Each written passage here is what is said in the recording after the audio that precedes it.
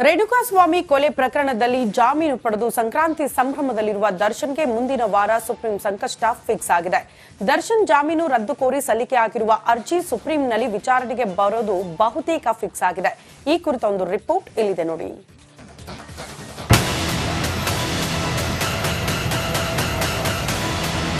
ದರ್ಶನ್ ರೇಣುಕಸ್ವಾಮಿ ಕೊಲೆ ಕೇಸ್ನ A2 ಜೈಲಿಂದ ಹೊರಬಂದು ಆಸ್ಪತ್ರೆ, ಸಂಕ್ರಾಂತಿ, ದೇವಸ್ಥಾನ ಅಂತ ಜಾಲಿಯಾಗಿದ್ದಾರೆ. ಇದೀಗ ಕೊಲೆ ಸಾರಥಿಗೆ ಸಂಕಷ್ಟ ಎದುರಾಗಿದೆ. ಸುಪ್ರೀಂನಲ್ಲಿ ಡಿ ಗ್ಯಾಂಗ್ ಜಾಮೀನು ಭವಿಷ್ಯ. ದರ್ಶನ್ ಜಾಮೀನು ಕ್ಯಾನ್ಸಲ್ ಆಗುತ್ತಾ? ನಟ ದರ್ಶನ್ ಜಾಮೀನು ಪ್ರಶ್ನೆ ಮಾಡಿ ಸುಪ್ರೀಂಗೆ ಮೇಲ್ಮನವಿಯನ್ನ ಸಲ್ಲಿಸಲಾಗಿತ್ತು. ಇದೀಗ ಜನವರಿ 24ನೇ ತಾರೀಕು ಮೇಲ್ಮನವಿ ಅರ್ಜಿ ವಿಚಾರಣೆ ನಡೆಸುವ ಸಾಧ್ಯತೆ ಇದೆ. ಹೀಗಾಗಿ ಸುಪ್ರೀಂ ಅಂಗಳದಲ್ಲಿ ದರ್ಶನ್ ಅಂಡ್ ಟೀಮ್ ಬೇಲ್ ಭವಿಷ್ಯ ನಿಂತಿದೆ.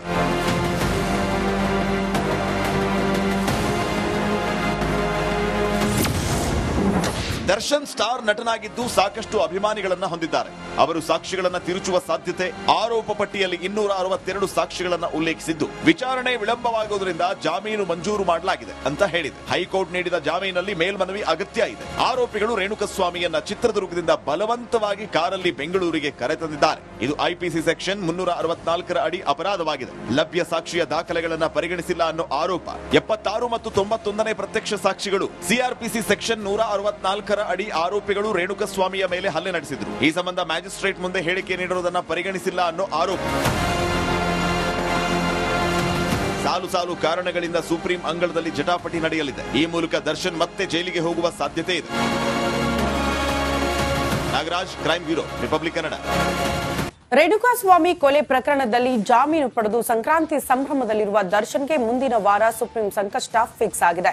ದರ್ಶನ್ ಜಾಮೀನು ರದ್ದು ಕೋರಿ ಸಲ್ಲಿಕೆ ಆಗಿರುವ ಅರ್ಜಿ ಸುಪ್ರೀಂನಲ್ಲಿ ವಿಚಾರಣೆಗೆ ಬರೋದು ಬಹುತೇಕ ಫಿಕ್ಸ್ ಆಗಿದೆ. ಈ ಕುರಿತ ಒಂದು ರಿಪೋರ್ಟ್ ಇಲ್ಲಿದೆ ನೋಡಿ.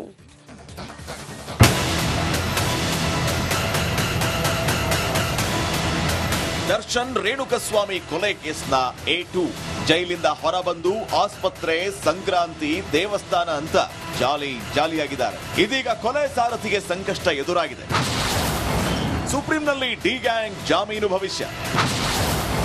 ದರ್ಶನ್ ಜಾಮೀನು ಕ್ಯಾನ್ಸಲ್ ಆಗುತ್ತಾ? ನಟ ದರ್ಶನ್ ಜಾಮೀನು ಪ್ರಶ್ನೆ ಮಾಡಿ ಸುಪ್ರೀಂಗೆ ಮೇಲ್ಮನವಿಯನ್ನ ಸಲ್ಲಿಸಲಾಗಿತ್ತು. ಇದೀಗ ಜನವರಿ 24ನೇ ತಾರೀಕು ಮೇಲ್ಮನವಿ ಅರ್ಜಿ ವಿಚಾರಣೆ ನಡೆಸುವ ಸಾಧ್ಯತೆ ಇದೆ. ಹೀಗಾಗಿ ಸುಪ್ರೀಂ ಅಂಗಳದಲ್ಲಿ ದರ್ಶನ್ ಅಂಡ್ ಟೀಮ್ ಬೇಲ್ ಭವಿಷ್ಯ ನಿಂತಿದೆ.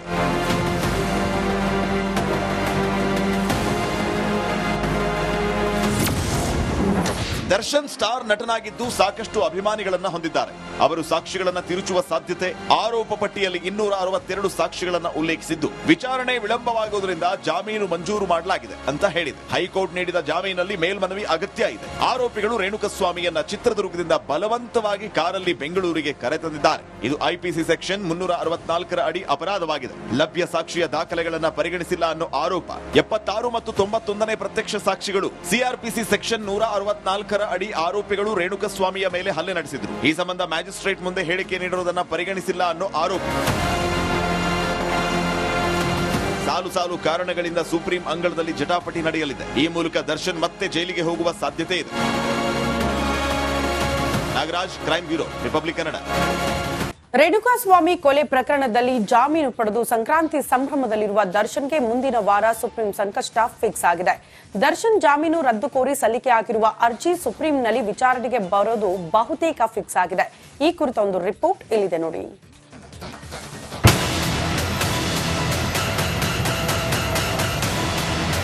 ದರ್ಶನ್ ರೇಣುಕಸ್ವಾಮಿ ಕೊಲೆ ಕೇಸ್ನ A2 ಜೈಲಿಂದ ಹೊರಬಂದು ಆಸ್ಪತ್ರೆ, ಸಂಕ್ರಾಂತಿ, ದೇವಸ್ಥಾನ ಅಂತ ಜಾಲಿಯಾಗಿದ್ದಾರೆ. ಇದೀಗ ಕೊಲೆ ಸಾರಥಿಗೆ ಸಂಕಷ್ಟ ಎದುರಾಗಿದೆ. ಸುಪ್ರೀಂನಲ್ಲಿ ಡಿ ಗ್ಯಾಂಗ್ ಜಾಮೀನು ಭವಿಷ್ಯ. ದರ್ಶನ್ ಜಾಮೀನು ಕ್ಯಾನ್ಸಲ್ ಆಗುತ್ತಾ? ನಟ ದರ್ಶನ್ ಜಾಮೀನು ಪ್ರಶ್ನೆ ಮಾಡಿ ಸುಪ್ರೀಂಗೆ ಮೇಲ್ಮನವಿಯನ್ನ ಸಲ್ಲಿಸಲಾಗಿತ್ತು. ಇದೀಗ ಜನವರಿ 24ನೇ ತಾರೀಕು ಮೇಲ್ಮನವಿ ಅರ್ಜಿ ವಿಚಾರಣೆ ನಡೆಸುವ ಸಾಧ್ಯತೆ ಇದೆ. ಹೀಗಾಗಿ ಸುಪ್ರೀಂ ಅಂಗಳದಲ್ಲಿ ದರ್ಶನ್ ಅಂಡ್ ಟೀಮ್ ಬೇಲ್ ಭವಿಷ್ಯ ನಿಂತಿದೆ.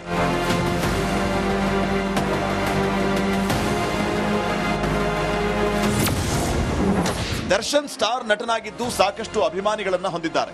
ಅವರು ಸಾಕ್ಷಿಗಳನ್ನ ತಿರುಚುವ ಸಾಧ್ಯತೆ, ಆರೋಪ ಪಟ್ಟಿಯಲ್ಲಿ 262 ಸಾಕ್ಷಿಗಳನ್ನ ಉಲ್ಲೇಖಿಸಿದ್ದು, ವಿಚಾರಣೆ ವಿಳಂಬವಾಗುವುದರಿಂದ ಜಾಮೀನು ಮಂಜೂರು ಮಾಡಲಾಗಿದೆ ಅಂತ ಹೇಳಿದೆ. ಹೈಕೋರ್ಟ್ ನೀಡಿದ ಜಾಮೀನಲ್ಲಿ ಮೇಲ್ಮನವಿ ಅಗತ್ಯ ಇದೆ. ಆರೋಪಿಗಳು ರೇಣುಕಸ್ವಾಮಿಯನ್ನ ಚಿತ್ರದುರ್ಗದಿಂದ ಬಲವಂತವಾಗಿ ಕಾರಲ್ಲಿ ಬೆಂಗಳೂರಿಗೆ ಕರೆತಂದಿದ್ದಾರೆ. ಇದು ಐಪಿಸಿ ಸೆಕ್ಷನ್ 364 ಅಡಿ ಅಪರಾಧವಾಗಿದೆ. ಲಭ್ಯ ಸಾಕ್ಷಿಯ ದಾಖಲೆಗಳನ್ನ ಪರಿಗಣಿಸಿಲ್ಲ ಅನ್ನೋ ಆರೋಪ. 76 ಮತ್ತು 91ನೇ ಪ್ರತ್ಯಕ್ಷ ಸಾಕ್ಷಿಗಳು ಸಿಆರ್ಪಿಸಿ ಸೆಕ್ಷನ್ 164 ಅಡಿ ಆರೋಪಿಗಳು ರೇಣುಕಸ್ವಾಮಿಯ ಮೇಲೆ ಹಲ್ಲೆ ನಡೆಸಿದ್ರು. ಈ ಸಂಬಂಧ ಮ್ಯಾಜಿಸ್ಟ್ರೇಟ್ ಮುಂದೆ ಹೇಳಿಕೆ ನೀಡಿರುವುದನ್ನು ಪರಿಗಣಿಸಿಲ್ಲ ಅನ್ನೋ ಆರೋಪ. ಸಾಲು ಕಾರಣಗಳಿಂದ ಸುಪ್ರೀಂ ಅಂಗಳದಲ್ಲಿ ಜಟಾಪಟಿ ನಡೆಯಲಿದೆ. ಈ ಮೂಲಕ ದರ್ಶನ್ ಮತ್ತೆ ಜೈಲಿಗೆ ಹೋಗುವ ಸಾಧ್ಯತೆ ಇದೆ. Nagaraj, crime bureau, republic Kannada. Renukaswamy ಕೊಲೆ ಪ್ರಕರಣದಲ್ಲಿ ಜಾಮೀನು ಪಡೆದು ಸಂಕ್ರಾಂತಿ ಸಂಭ್ರಮದಲ್ಲಿರುವ ದರ್ಶನ್ಗೆ ಮುಂದಿನ ವಾರ ಸುಪ್ರೀಂ ಸಂಕಷ್ಟ ಫಿಕ್ಸ್ ಆಗಿದೆ. ದರ್ಶನ್ ಜಾಮೀನು ರದ್ದು ಕೋರಿ ಸಲ್ಲಿಕೆಯಾಗಿರುವ ಅರ್ಜಿ ಸುಪ್ರೀಂನಲ್ಲಿ ವಿಚಾರಣೆಗೆ ಬರೋದು ಬಹುತೇಕ ಫಿಕ್ಸ್ ಆಗಿದೆ. ಈ ಕುರಿತ ಒಂದು ರಿಪೋರ್ಟ್ ಇಲ್ಲಿದೆ ನೋಡಿ.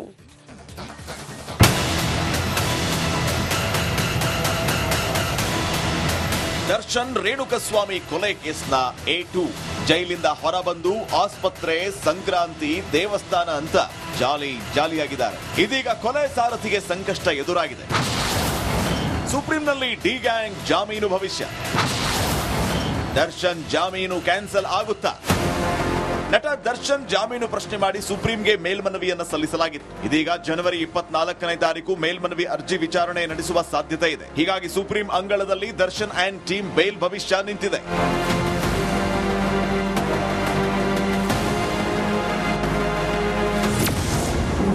ದರ್ಶನ್ ಸ್ಟಾರ್ ನಟನಾಗಿದ್ದು ಸಾಕಷ್ಟು ಅಭಿಮಾನಿಗಳನ್ನ ಹೊಂದಿದ್ದಾರೆ.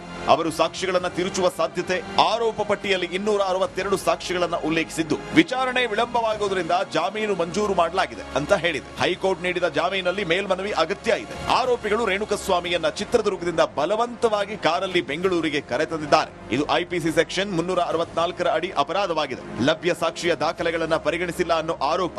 76 ಮತ್ತು 91ನೇ ಪ್ರತ್ಯಕ್ಷ ಸಾಕ್ಷಿಗಳು ಸಿಆರ್ಪಿಸಿ ಸೆಕ್ಷನ್ 164 ಅಡಿ ಆರೋಪಿಗಳು ರೇಣುಕಸ್ವಾಮಿಯ ಮೇಲೆ ಹಲ್ಲೆ ನಡೆಸಿದ್ರು. ಈ ಸಂಬಂಧ ಮ್ಯಾಜಿಸ್ಟ್ರೇಟ್ ಮುಂದೆ ಹೇಳಿಕೆ ನೀಡಿರುವುದನ್ನು ಪರಿಗಣಿಸಿಲ್ಲ ಅನ್ನೋ ಆರೋಪ.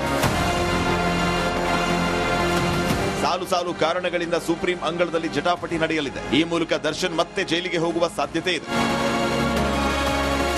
Nagaraj, crime bureau, republic Kannada. Renukaswamy ಕೊಲೆ ಪ್ರಕರಣದಲ್ಲಿ ಜಾಮೀನು ಪಡೆದು ಸಂಕ್ರಾಂತಿ ಸಂಭ್ರಮದಲ್ಲಿರುವ ದರ್ಶನ್ಗೆ ಮುಂದಿನ ವಾರ ಸುಪ್ರೀಂ ಸಂಕಷ್ಟ ಫಿಕ್ಸ್ ಆಗಿದೆ.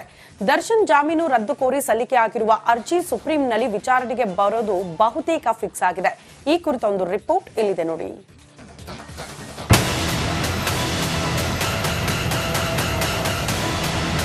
ದರ್ಶನ್ ರೇಣುಕಸ್ವಾಮಿ ಕೊಲೆ ಕೇಸ್ನ A2 ಜೈಲಿಂದ ಹೊರಬಂದು ಆಸ್ಪತ್ರೆ, ಸಂಕ್ರಾಂತಿ, ದೇವಸ್ಥಾನ ಅಂತ ಜಾಲಿಯಾಗಿದ್ದಾರೆ. ಇದೀಗ ಕೊಲೆ ಸಾರಥಿಗೆ ಸಂಕಷ್ಟ ಎದುರಾಗಿದೆ. ಸುಪ್ರೀಂನಲ್ಲಿ ಡಿ ಗ್ಯಾಂಗ್ ಜಾಮೀನು ಭವಿಷ್ಯ. ದರ್ಶನ್ ಜಾಮೀನು ಕ್ಯಾನ್ಸಲ್ ಆಗುತ್ತಾ? ನಟ ದರ್ಶನ್ ಜಾಮೀನು ಪ್ರಶ್ನೆ ಮಾಡಿ ಸುಪ್ರೀಂಗೆ ಮೇಲ್ಮನವಿಯನ್ನು ಸಲ್ಲಿಸಲಾಗಿತ್ತು. ಇದೀಗ ಜನವರಿ 24ನೇ ತಾರೀಕು ಮೇಲ್ಮನವಿ ಅರ್ಜಿ ವಿಚಾರಣೆ ನಡೆಸುವ ಸಾಧ್ಯತೆ ಇದೆ. ಹೀಗಾಗಿ ಸುಪ್ರೀಂ ಅಂಗಳದಲ್ಲಿ ದರ್ಶನ್ ಅಂಡ್ ಟೀಮ್ ಬೇಲ್ ಭವಿಷ್ಯ ನಿಂತಿದೆ.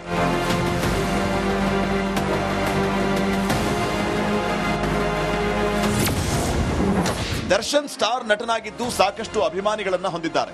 ಅವರು ಸಾಕ್ಷಿಗಳನ್ನ ತಿರುಚುವ ಸಾಧ್ಯತೆ, ಆರೋಪ ಪಟ್ಟಿಯಲ್ಲಿ 262 ಸಾಕ್ಷಿಗಳನ್ನ ಉಲ್ಲೇಖಿಸಿದ್ದು, ವಿಚಾರಣೆ ವಿಳಂಬವಾಗುವುದರಿಂದ ಜಾಮೀನು ಮಂಜೂರು ಮಾಡಲಾಗಿದೆ ಅಂತ ಹೇಳಿದೆ. ಹೈಕೋರ್ಟ್ ನೀಡಿದ ಜಾಮೀನಲ್ಲಿ ಮೇಲ್ಮನವಿ ಅಗತ್ಯ ಇದೆ. ಆರೋಪಿಗಳು ರೇಣುಕಸ್ವಾಮಿಯನ್ನ ಚಿತ್ರದುರ್ಗದಿಂದ ಬಲವಂತವಾಗಿ ಕಾರಲ್ಲಿ ಬೆಂಗಳೂರಿಗೆ ಕರೆತಂದಿದ್ದಾರೆ. ಇದು ಐಪಿಸಿ ಸೆಕ್ಷನ್ 364 ಅಡಿ ಅಪರಾಧವಾಗಿದೆ. ಲಭ್ಯ ಸಾಕ್ಷಿಯ ದಾಖಲೆಗಳನ್ನ ಪರಿಗಣಿಸಿಲ್ಲ ಅನ್ನೋ ಆರೋಪ.